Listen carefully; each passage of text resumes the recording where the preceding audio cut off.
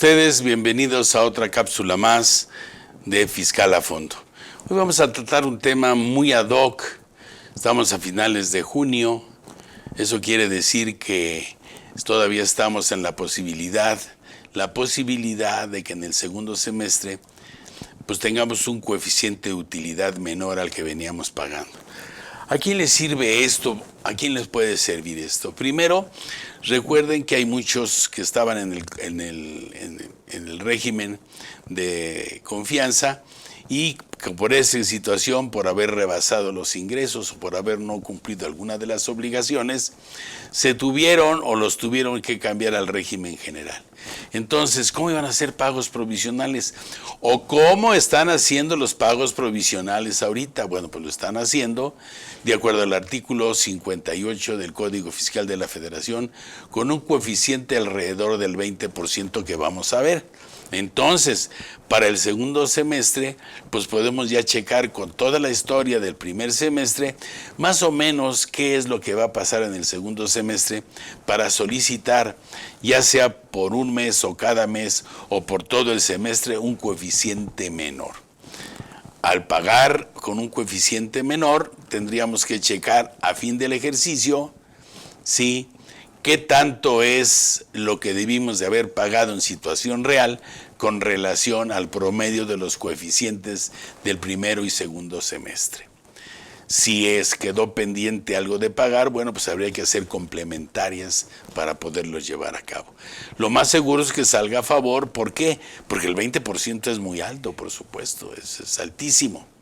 Entonces, primero vamos a platicar con ustedes la diferencia entre lo que es el régimen general y el régimen de confianza de lo que sería la ley del impuesto sobre la renta. Son un comparativo que es del artículo 206 al 215, que es obviamente corresponde a otro título. Si nos hace favor nuestro equipo de producción de auxiliarnos, por favor.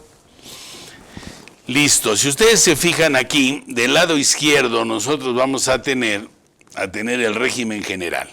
¿Cuál es el régimen general? Es aquel en el cual los ingresos son mayores a 35 millones un centavo.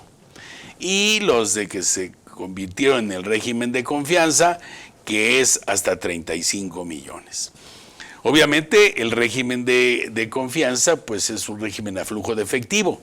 Entonces aquí no hay que sacar coeficiente de utilidad, hay que sacar primero en los que son del régimen general y segundo en los que se convirtieron en el régimen general.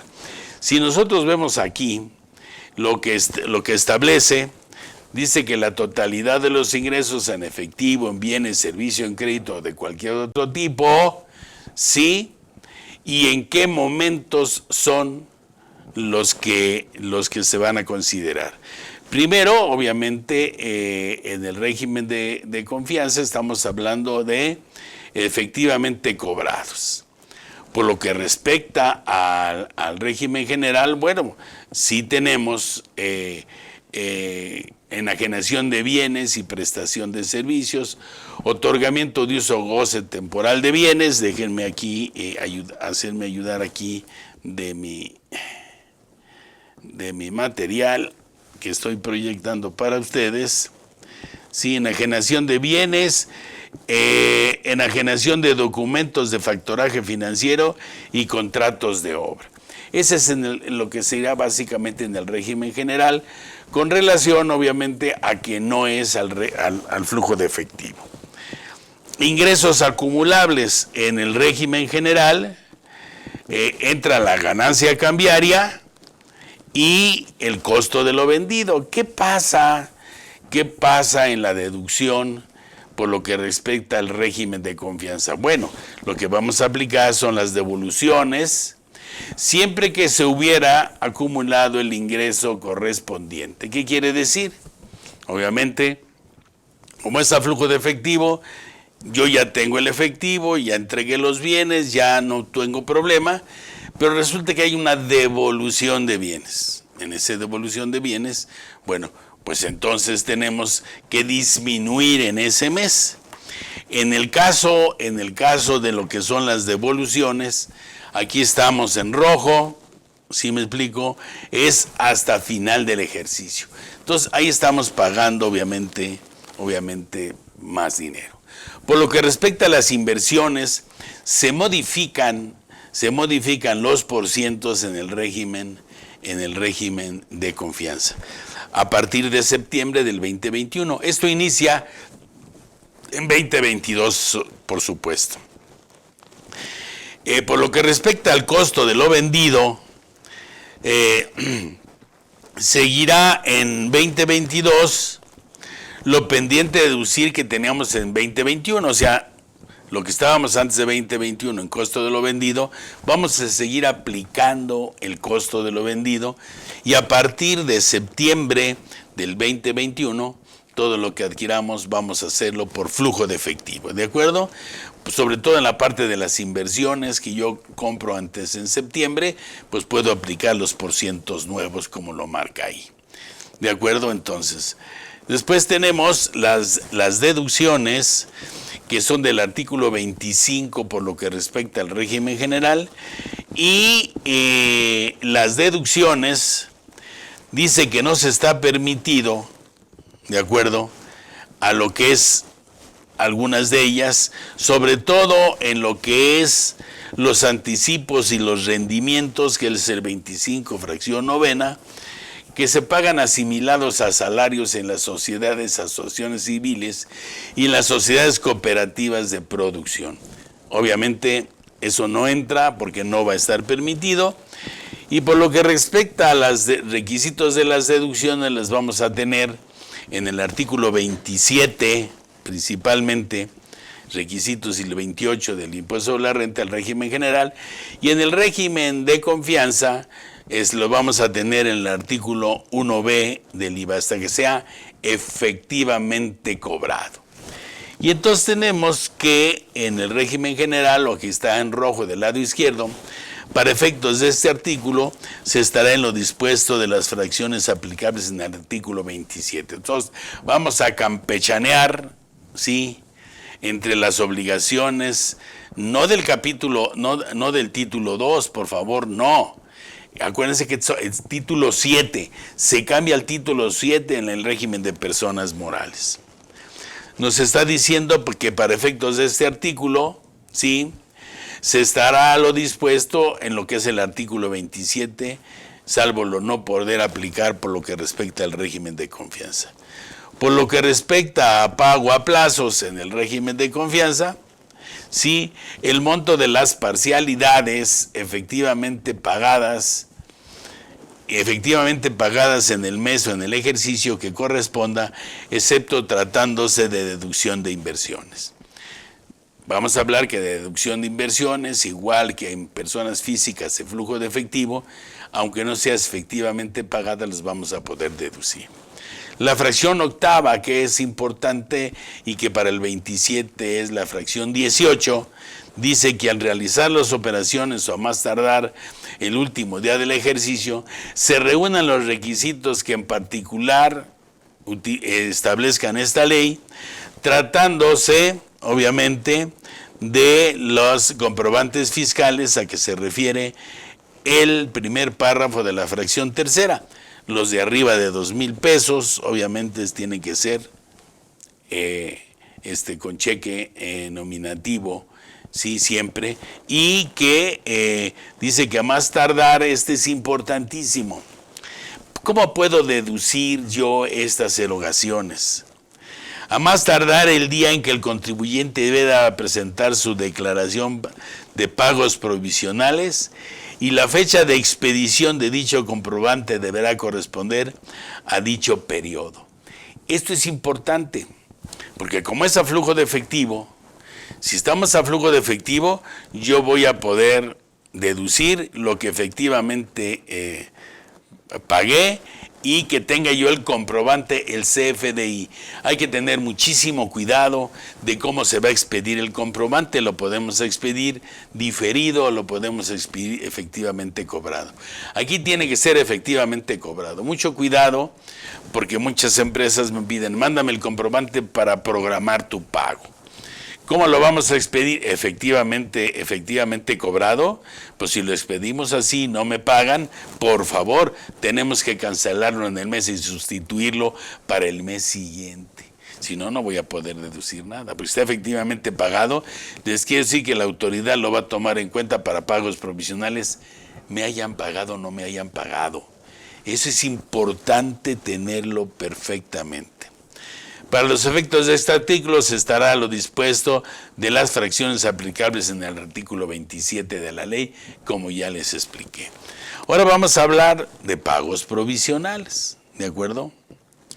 El pago provisional se va a manejar a partir de un coeficiente de utilidad en el régimen general, que va a ser la utilidad fiscal del ejercicio entre los ingresos nominales. Se calculará el coeficiente de utilidad en las sociedades civiles, asociaciones civiles y sociedades cooperativas de producción también, que es la utilidad fiscal, pero le vamos a poder restar los anticipos y rendimientos, ¿de acuerdo? Inclusive antes de determinar la utilidad fiscal, pero la ley me establece que le puedo restar a la utilidad fiscal los anticipos y rendimientos para tener los ingresos nominales del ejercicio. A esos ingresos nominales, como la propia operación me lo da, ¿de acuerdo? Por coeficiente de utilidad me da la utilidad fiscal para pagos provisionales. Le voy a restar la PTU, las pérdidas fiscales, me va a dar la base, le aplico el 30% y me da el ISR para pagos provisionales, pudiéndole restar o disminuir el pago provisional anterior y las retenciones bancarias para llegar obviamente a lo que sería el resultado fiscal. Nota, los ingresos nominales son sin considerar la inflación. Eso es muy importante tenerlo en cuenta. Ahora, ¿qué pasa con el régimen de confianza?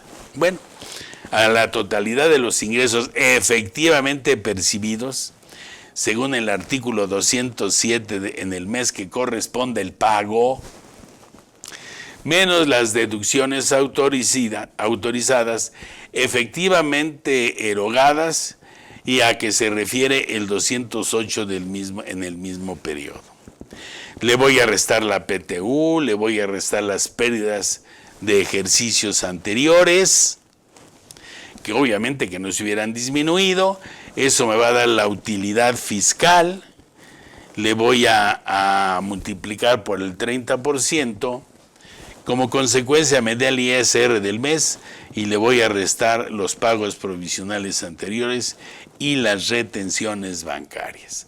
Traté de emparejar los dos para que vayan viendo ustedes cuál es la diferencia entre uno y otro. La principal diferencia es efectivamente cobrado y efectivamente pagado.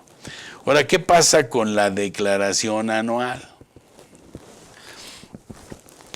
Permítanme. Así está. Nos dice el artículo 9 de la Ley del Impuesto sobre la Renta, como lo establece, y como lo establece también para el régimen de confianza, pero no es el artículo 9, por supuesto. A la totalidad de los ingresos acumulables obtenidos en el ejercicio, excepto los bienes, servicios en crédito y cualquier otro tipo, esos no, ¿de acuerdo? Y le vamos a restar las deducciones autorizadas, menos la PTU, menos los anticipos y rendimientos que se asimilan a salarios, como consecuencia la utilidad fiscal. Le vamos a restar las pérdidas y me da el resultado fiscal. El famoso resultado fiscal. Y déjenme checar aquí. Sí, ahorita me regreso, por supuesto. Aquí. Ok, ahorita me regreso. Las deducciones autorizadas. A ver. Va por la buena. Ok. Las deducciones autorizadas, la PTU del ejercicio, los anticipos, la utilidad fiscal menos las pérdidas. igual a resultado fiscal por el 30% igual a ISR del ejercicio menos los pagos provisionales y las retenciones del banco, me da el ISR del ejercicio, ¿de acuerdo? Por lo que respecta al régimen de confianza, sí, para saber, por ejemplo, las diferencias son la totalidad de los ingresos efectivamente cobrados, menos las deducciones autorizadas efectivamente pagadas, menos la PTU del ejercicio, igual a la utilidad fiscal. Ahí más o menos en pareja, no van los anticipos y rendimientos. Le vamos a restar las pérdidas. A las pérdidas me va a dar un resultado fiscal, lo multiplico por el 30% y es el ISR del ejercicio. Menos pagos provisionales del ejercicio y ojo, impuesto acreditable del artículo 5 y 10 del impuesto sobre la renta y me da el ISR del ejercicio. Quiero aclararles que este artículo 5 son los ingresos de procedencia del extranjero, que el artículo 5 me dice cómo debo de determinar primero el ingreso acumulable y posteriormente el impuesto acreditable. Y eso se refiere al impuesto acreditable, se tiene que sacar una proporción. Y por lo que respecta al artículo 10, es cuando se distribuyen dividendos gravados, la persona moral paga un ISR y ese ISR se puede disminuir de la utilidad fiscal del ejercicio en el cual estamos pagando el impuesto. Hay que tener muchísimo cuidado con esto porque tiene sus consecuencias. La consecuencia que eso que resté de ISR lo voy a volver a ponderar y lo voy a restar de la CUFIN. Disminuye la CUFIN o podría darme CUFIN negativa y eso habría que meditarlo antes de poder hacerlo. Por lo que respecta a la PTU, pues no hay ninguna diferencia. Lo que pasa es que en el régimen general habla de ingresos acumulables y aquí habla de ingresos acumulables efectivamente percibidos. Igual se resta los no deducibles del artículo 28, fracción 30, puede ser el 47. Le resto, eso me da la renta gravable para efectos de la PTU. Le resto las deducciones y me da la base. Aquí es muy importante lo siguiente. Si ustedes se fijan, aquí vamos a disminuir todas las deducciones. Si yo deduzco el 47 por no deducibles, deduzco el 53 que me da el 100, ¿ok? O viceversa. La base se multiplica por el 10%, me da una cantidad en dinero, 50% a servicios devengados y 50% a los días laborados. Hay que tener muchísimo cuidado de cómo se está calculando todo esto, porque podemos tener, en el caso de la PTU, ya tendremos un programa especial de la PTU, ¿sí me explico? Y entonces ya vamos a ver que yo puedo decirle a mi empleado que sé que está enferma su mamá, su papá, su hijo, su esposa, vete por favor, no te preocupes, no te voy a descontar el día. Bueno, ese día no lo laboró, pero sí se le pagó. Entonces eso puede tener algunas diferencias con relación a las bases, ¿de acuerdo? Bien. Ahora vamos a hablar de las obligaciones, básicamente son exactamente lo mismo, ¿de acuerdo? Hay que tener claro que obviamente este comparativo me va a llevar en forma genérica las grandes diferencias que hay, tomando en cuenta que sigue siendo la parte medular del régimen de confianza el régimen general. La única diferencia es lo ya marcado en estos artículos, como yo se los hice saber, en este artículo del 206 al 215, ¿sí? Al igual que todo lo que es el título 2 título 2 del mundo de las personas físicas. Para la deducción de inversiones es lo mismo, los mismos cálculos, de acuerdo, título 2, capítulo 2, sección segunda, de acuerdo, y así sucesivamente la PTU con algunos cambios, nada más cambiando lo efectivamente recibido. Recordemos que si yo tengo el costo de lo vendido del 2021, yo voy a seguir aplicando el costo de lo vendido hasta que lo termine. Ya estamos en el 24, pues entonces yo creo que eso ya pasó a la historia, ¿de acuerdo? Si yo tengo la deducción de inversiones de bienes adquiridos en 2021, pues yo tengo que seguirlos disminuyendo y aplicando los porcientos hasta que termine de deducirlos. Si yo compro a partir de septiembre activos, entonces entran con el nuevo porcentaje y se sigo con el nuevo porcentaje, entonces ya tengo 2 porcentajes. Ahora vamos a suponer que nos mandan el régimen del régimen en reciclo, me voy al régimen general o viceversa, pues conservo el pasado y empieza un nuevo presente en la deducción de inversiones de todas las inversiones que yo adquiera. Entonces, como ven ustedes, no es tan sencillo llevar esto. Y para esto tenemos que tener papeles de trabajo que demuestren totalmente cuál ha sido ese manejo. Entonces tengan en mente este comparativo con el objeto de poder llevar a cabo pues un cumplimiento de obligaciones decoroso. Déjenme regresarme. Ahora vamos, si ustedes me lo permiten, vamos a analizar. Ay, ¿qué pasó aquí? Vamos a analizar el artículo 14 de la Ley del Impuesto sobre la Renta en forma genérica como está. Después procuraremos irnos a unos ejemplos para que vean ustedes pues cómo va a funcionar esto de ida o de vuelta, ya sea que del régimen general me vaya al reciclo, del reciclo me vaya al régimen general, etcétera, etcétera, etcétera.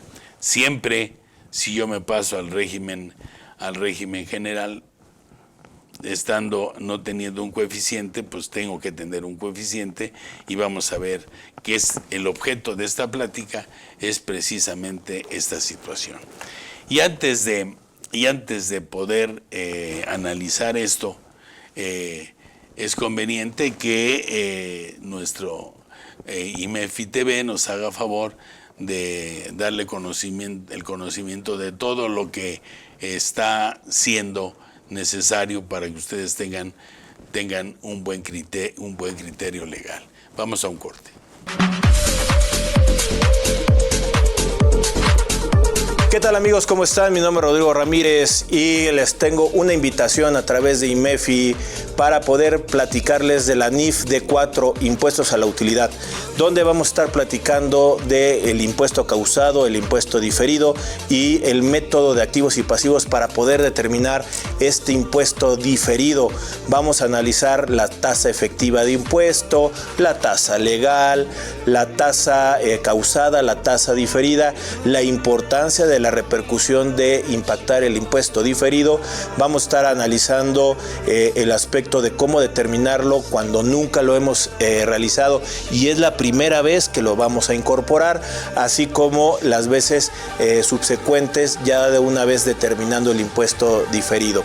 Así es que ustedes pregunten ahí la información, vean la cuestión de su agente, todas las cuestiones de las personas interesadas para hablar de esta NIF D4. Los esperamos pronto.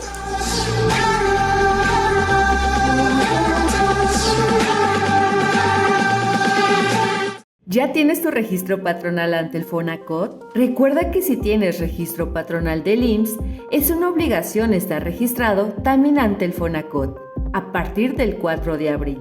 Evita sanciones significativas que oscilan entre los 5,428.50 hasta los 162,855 pesos. En IMEFI nos encargamos de gestionar este trámite por ti. Contáctanos para cotizar. Para más detalles, comunícate a través de nuestro WhatsApp 55 81 54 74 37 o escríbenos a despacho@imefi.com.mx.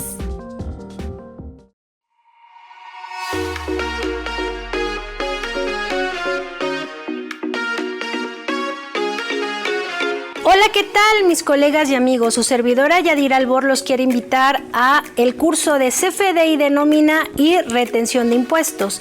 Este curso forma parte del diplomado de CFDI, pero si tu interés está en la nómina, cómo timbrar los conceptos, qué saber de previsión social, REPSE y todos los temas que tienen que ver con el timbrado de la nómina, cómo hacer que no te lleguen esas invitaciones que no te dejan dormir, te esperamos en esta tu casa IMEFI.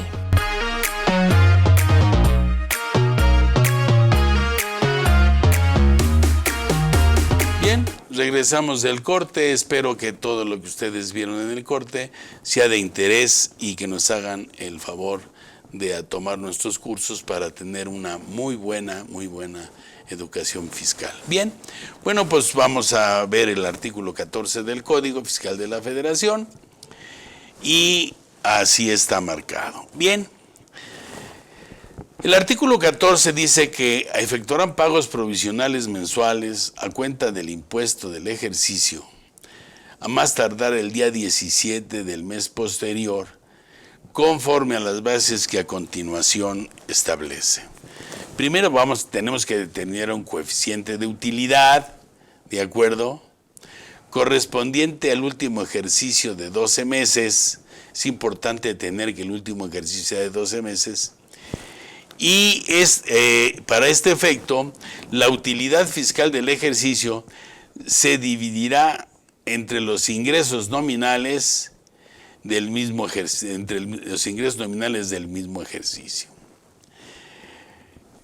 Si tenemos en el régimen general y tenemos la posibilidad de hacer las deducciones que nos marca el artículo 25, fracción novena, que son los anticipos y rendimientos que se asimilan a salarios.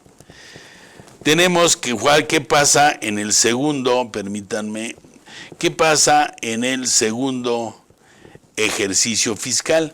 Y se fijan, está sombreado de diferente, porque esto es nada más para el régimen general, ¿de acuerdo? Esa es la base, porque para el régimen de confianza, pues se tiene que utilizar el del artículo 58, el coeficiente. Tratándose del segundo ejercicio, en el primer pago provisional, comprenderá el primero, segundo y tercer mes del ejercicio y se considerará el coeficiente de utilidad fiscal del primer ejercicio cuando no hubiera sido de 12 meses, aun cuando no hubiera sido de 12 meses. Entonces tenemos, primer ejercicio no hay pagos provisionales, segundo ejercicio hay pagos provisionales, sacamos la utilidad y el coeficiente del ejercicio anterior, que obviamente no es de 12 meses, es el primer ejercicio, y lo vamos a aplicar. ¿A partir de cuándo? A partir de, ¿qué? Cuarto mes, porque no va a ser primero, segundo y tercero, ¿de acuerdo? Entonces eso va a abarcar. Entonces sí lo voy a pagar. ¿Y por qué? Porque se va a presentar el anual del artículo del segundo ejercicio, va a ser hasta finales de marzo. Quiere decir que ya en abril ya tenemos un coeficiente de utilidad, ¿de acuerdo? Entonces para base financiera tenemos que hacerlo hasta el final, para poder tener financiamiento. Claro, va a ser muy fuerte en el mes de abril porque va a abarcar los ingresos acumulables, los ingresos acumulados de enero, febrero y marzo. Último ejercicio fiscal.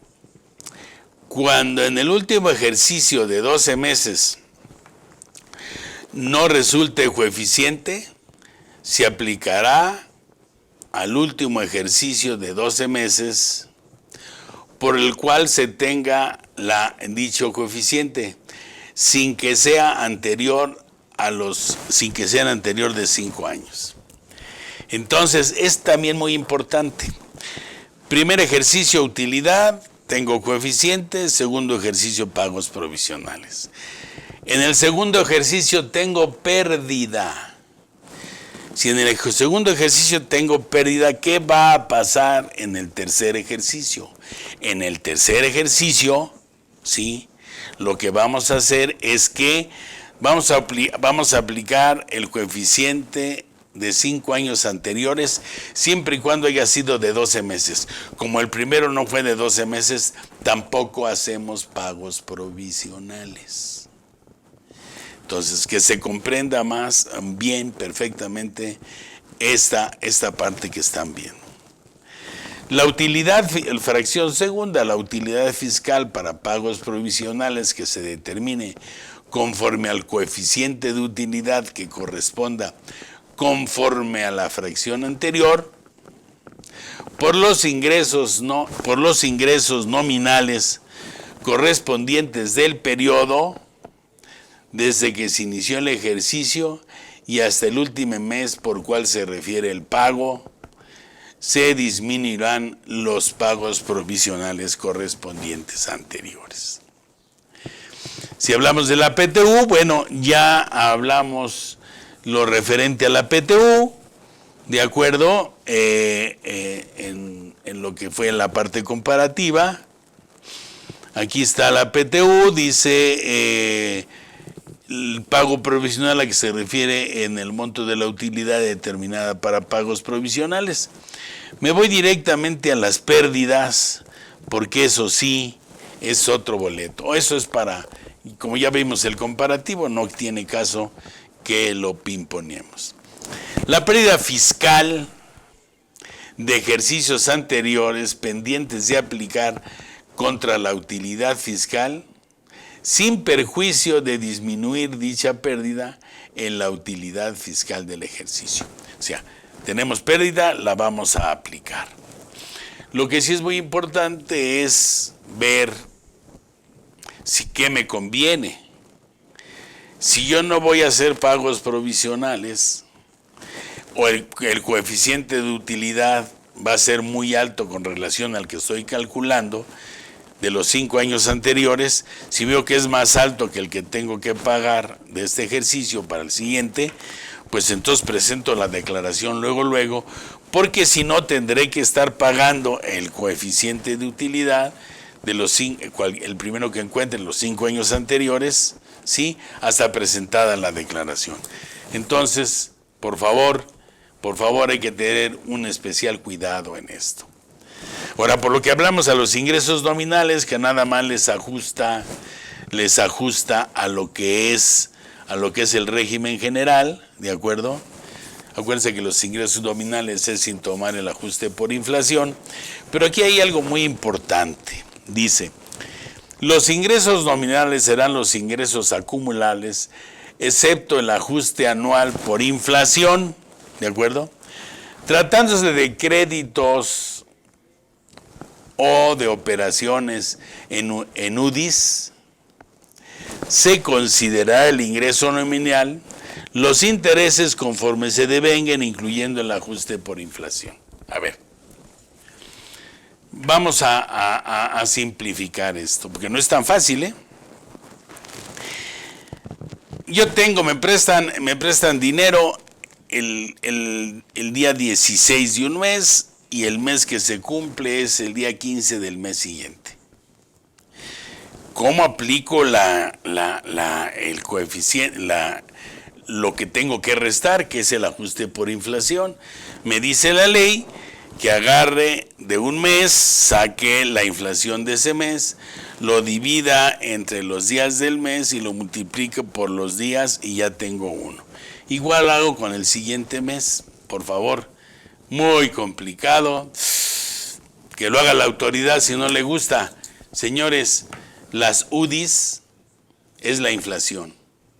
Hay que irse al Diario Oficial de la Federación o a la página del SAT con el objeto de ver cuál es la UDI. Te presto hoy 10,000 UDIs. Precio de la UDI. Tú me vas a pagar en UDIs. Ya le estoy agregando la inflación. Si a la UDI le digo que es el 2%, al final el 2% va a ser el interés real. ¿De acuerdo? Bien. ¿Cuándo no se deben de presentar declaraciones? Eso también es importante que lo veamos. Espérenme tantito. Aquí está. Ok. Ojo. Declaraciones que no se deben de presentar. Los contribuyentes deberán presentar las declaraciones de pagos provisionales siempre que haya impuesto a pagar, que haya saldo a favor o que se trate de la primera declaración en la que no haya impuesto a cargo. Primera declaración, no hay un impuesto a cargo. La siguiente, si no hay a cargo, no presento nada. No deberán presentar declaraciones de pagos provisionales en el ejercicio de iniciación de operaciones cuando se hubiera presentado el aviso de suspensión de actividades que previene el reglamento del código. En el caso que no haya impuesto a cargo, ¿sí?, ni saldo a favor. Y, ojo, no se trate de la primera declaración con estas características, ¿de acuerdo? Entonces, ahí es importante tenerlo para que no tengamos la obligación de presentarlo, ¿de acuerdo? No pasa nada si lo presentamos, ¿ok? Modalidad de pagos provisionales. Los contribuyentes, para determinar el pago provisional a que se refiere el presente artículo, estará lo siguiente, y ahí me especifica varios en el 7º párrafo. A mí lo que me interesa es el inciso C. Este inciso C es el motivo de nuestra plática o de nuestro segmento del día de hoy. Reducción de pagos provisionales. Los contribuyentes que estimen que el coeficiente de utilidad para pagos provisionales es superior al coeficiente del ejercicio al que correspondan dichos pagos, podrán, a partir del segundo ejercicio, solicitar autorización para aplicar un coeficiente menor. Ese es el importante.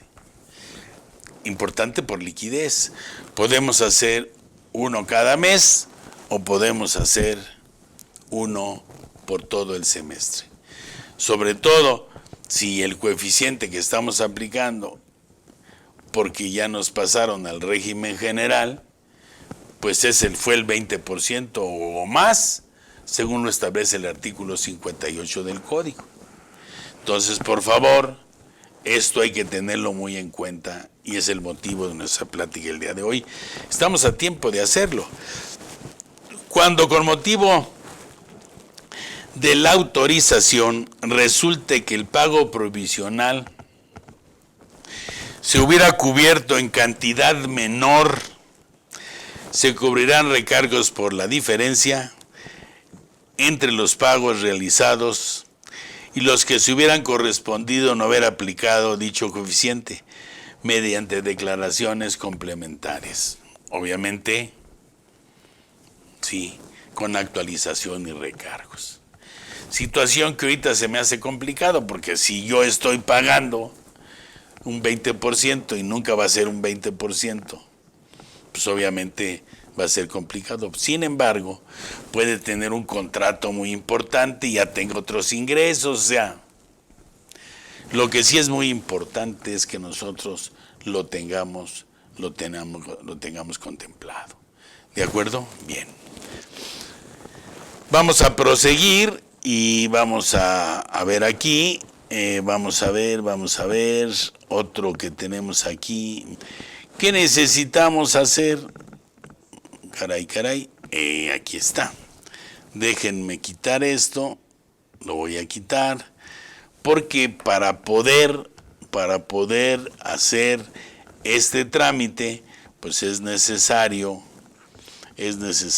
que yo, y déjeme aumentarlo para que sea más fácil que ustedes, no aumentarlo, no disminuirlo. Aquí está. Ok, vamos a ver si así se acomoda bien. Ojalá. No, lo vamos a tener que reducir un poquitín. Ahí así. Bien, vamos a proceder entonces. Según el anexo 1A de la resolución miscelánea para 2024, ¿qué tenemos que hacer para reducir nuestros pagos provisionales? Está en el 29 diagonal ISR, solicitud de autorización para aplicar un coeficiente de utilidad menor para determinar pagos provisionales de ISR. Miren ustedes. Primero es uno de trámite, es gratuito, como lo está marcando este 29 de ISR. Solicita la autorización para aplicar un coeficiente de utilidad menor para determinar los pagos provisionales de ISR. Se considera que el coeficiente de utilidad que debe aplicar para determinar es superior al coeficiente de utilidad del ejercicio que corresponde. Solicitarlo, pues obviamente las personas morales, ¿no? ¿De acuerdo? Entonces, vamos a ver. Vamos a acomodarnos aquí. Así. En primer lugar, me dice que es a partir del segundo semestre. Un mes antes de la fecha en la que se deba efectuar el entero del pago provisional, en el que se aplicará el coeficiente de utilidad menor, punto seguido, cuando sean varios los pagos provisionales que se aplicarán, entonces dicha solicitud se deberá presentar un mes antes de la fecha, o sea, por todo el semestre. Y eso sí lo podemos hacer. Continuamos entonces. ¿Dónde puedo presentarlo? Bueno, pues en el portal del SAT. Y aquí están las páginas en donde se puede hacer, o en las oficinas de recaudación del SAT, ubicadas en el domicilio señalado según la presente liga. Me meto a la liga, hago una cita, espero que me la den pronto y que no haya que pagar dinero para poderlo hacer, y entonces poder meter mi escrito. Días y horas siguientes, de lunes a viernes, de 8:30 a 15 horas, en oficialía de partes. Entonces hay un problema porque, pues, ¿cómo voy a seguir utilizando esto si en la oficialía de partes ya lo recibieron o no lo recibieron las oficinas a las cuales va dirigido? Déjenme entonces.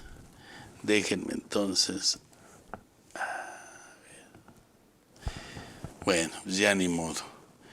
No lo puedo hacer mejor. Entonces me da muchísima pena, pero bueno, déjenme ver si de casualidad. Ok, vamos a ver si puedo. ¿Cómo lo puedo capotear aquí? Aquí lo puedo capotear así. Bueno, está numerado. No alcanzo. No alcanzo. Caray. Bueno. No alcanzo. Entonces, discúlpenme ustedes. Ok. Entonces tenemos, en primer lugar, punto número 1, en el portal del SAT. Ingresa al portal del SAT, donde puedo presentarlo. Oprimo el botón de iniciar.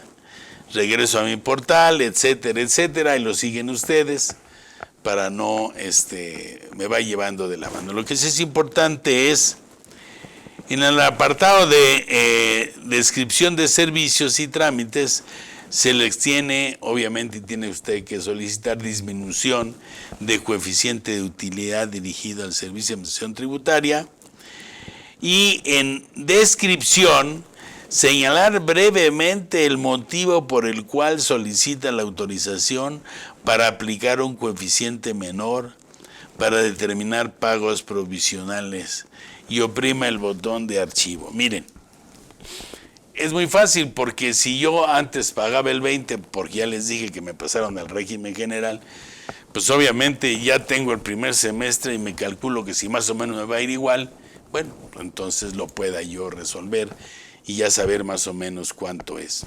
Va a ser fácil. Calculo que en lugar de eso voy a pagar el 10%, ya que venía pagando el 20%. ¿Por qué? Porque ahora estoy en el régimen general de ley. ¿De acuerdo? Bien. Entonces, adjuntar, botón de adjuntar archivo y elegir examinar, y selecciona los documentos digitalizados en formato de PDF. ¿Qué requisitos debo de cumplir? Y elegir la carga, selección y enviar. Se generará un acuse de recibo. Y hay que revisar un plazo de 10 días si no me piden una situación adicional, y contarás con 10 días para poderlo resolver. Punto 6.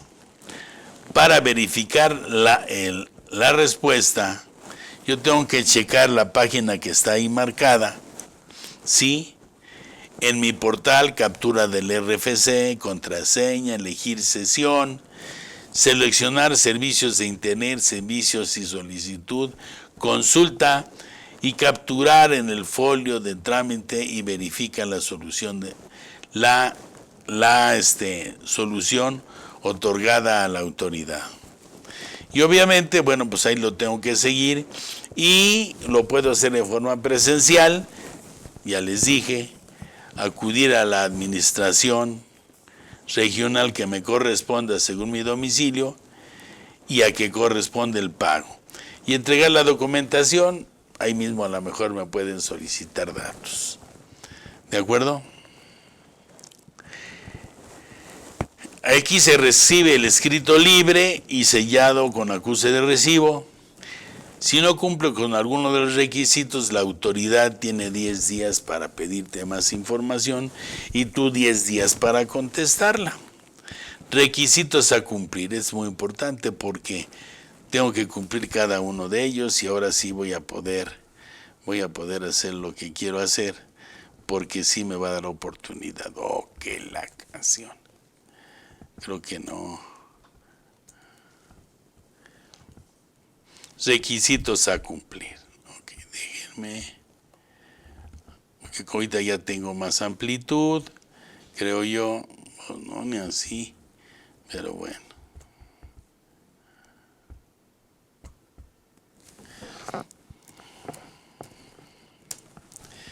Vámonos, ahora sí. Ok. Un escrito libre firmado en 2 tantos, en el que debe señalar nombre, denominación y razón social de la empresa, domicilio fiscal, clave del RFL, domicilio para oír notificaciones, a la autoridad a la cual va dirigido, y el propósito de la promoción, los hechos y circunstancias sobre los que versa la promoción, dirección de correo y acreditamiento de la presentación de la persona moral. Yo soy el representante y yo lo presento. Segundo, identificación oficial, cualquiera de los señalados en este apartado. Definiciones, identificación oficial, comprobatorio y domicilio de poderes, etcétera, etcétera. Y nos vamos aquí a las páginas en las cuales yo puedo presentarme. ¿Ok? Ahí está. ¿Ok? Continuando obviamente con este anexo 1A, papel de trabajo donde se refleje el procedimiento de cálculo que incluya los conceptos que se consideran para determinar los pagos provisionales de ISR ya efectuados de enero a junio en su caso y hasta el mes inmediato anterior por el que se deba prestar. Miren, se acabó yo soy del régimen general, se acabó un buen contrato, están cambiando ahorita quiénes son ahora los nuevos jefes, quién sabe si me vayan a pagar, a no pagar, tengo un contrato nuevo, no lo tengo, me lo quitaron, etcétera. Todo eso tengo que especificarlo. Resulta que yo soy persona moral del régimen general y mandé mi comprobante, ¿sí? ¿Por qué? Porque me contrataron para yo mandar, para yo estar proporcionándole a la empresa todo lo que es la base de los rieles y de los guardarrieles del Tren Maya. Y resulta que no me paga, ya me deben 90 millones de pesos. Y recuerden que yo no puedo hacer una disminución si no meto un juicio y lo gano. Entonces resulta que voy a estar pagando un impuesto sin dinero, entonces está peor, ¿de acuerdo? Entonces por eso vemos las reacciones que hay. En su caso, la aplicación de acreditamientos, reducciones, exenciones, estímulos en los pagos provisionales, monto de la participación de los trabajadores en las utilidades, porque es la utilidad. Oye, pero si estoy del régimen general, tengo que acumular en crédito y no me han pagado, y luego me tienes restringido en la fracción 15ª del artículo 27, el poder yo disminuir esta lana, ¿verdad? Ya que pasó un año que no me pagan, pues ya se podrán imaginar. En el caso de pérdidas pendientes de aplicar, se deberá manifestar la procedencia y aplicación, señalar en el ejercicio por el cual previene el coeficiente de utilidad. ¿Ok? Y así me puedo seguir, yo, ¿sí? Representante legal, seguimiento, etcétera, etcétera, etcétera. ¿Ok? Bien. Bueno, pues ahora me voy a ir para platicar con ustedes. Vamos a ver, cerrar, disminución de pagos provisionales. Miren, aquí está cómo se determina, pero bueno, no tiene caso verlo.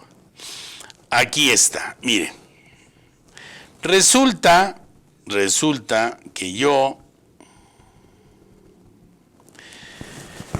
aquí están mis ingresos reales del primer semestre, aquí están mis ingresos proyectados, ¿de acuerdo? Teóricamente yo tengo 1.850.000, por decirles algo, ¿sí? Entonces, aquí yo sé que deben de ser arriba de 35 millones, pero no importa, les aumentamos un 0 a esto y lo resuelvo para evitar un conflicto. Pero bueno, 20% tengo que usar de diseño a junio porque tengo a partir de julio la posibilidad de hacer una disminución. Entonces, si yo tengo la obligación de pagar el 20% hasta el final, pues resulta que yo voy a salir pagando en pagos provisionales 109.015 en este ejemplo, o 1 millón y tantos por los famosos 3 ceros. ¿De acuerdo? Entonces, aquí es muy importante que a partir del segundo semestre, como lo tengo aquí, y déjenme regresarme desde el principio, aquí tengo el 20 hasta aquí, o inclusive hasta acá, dependiendo, ¿de acuerdo? Aquí necesariamente tendría que seguir aplicando el 20, es que estamos en junio, lo pago en julio. Entonces, aquí tenemos la cantidad por el 20%, y aquí tenemos una PTU pagada, que la voy a dividir entre 8. No me voy a meter ahorita cómo se hace, por supuesto. Y entonces aquí ya, como ustedes van viendo, pues ya aquí resulta que hasta tengo impuesto a favor, ¿no? Entonces, ¿cuándo salgo a pagar al final? Al final, en lugar de pagar 109, voy a pagar 37. Entonces, eso me va a dar como resultado la posibilidad de hacer una disminución de pagos provisionales. Espero realmente que esta situación que ustedes están viendo aquí con su servidor, ¿de acuerdo? Ustedes me hagan favor de checarla perfectamente bien y que no se les, por favor, no se les olvide, en este caso, que si me hace favor mi equipo de producción de poderlo poner, ¿sí? Su servidor José de Jesús Millarufe, socio director de Millarufe Asociados SC. Mi teléfono es 55 26 53 75 80. Mi correo es millarufe@yahoo.com.mx y en redes sociales IMEFI TV, por supuesto, y Arisbe Corporativo Jurídico Fiscal. Se pone a sus órdenes y no se les olvide, primero les agradezco que estén en esta cápsula de reducción de pagos provisionales, que todavía estamos en tiempo, aunque sea muy ajustado, pero ya lo tenemos o lo podemos hacer a partir de agosto, o como ustedes juzguen pertinente según lo tengan programado, sí, y que no se les olvide que nos vemos en otra cápsula más de su programa, nuestro programa Fiscal a Fondo.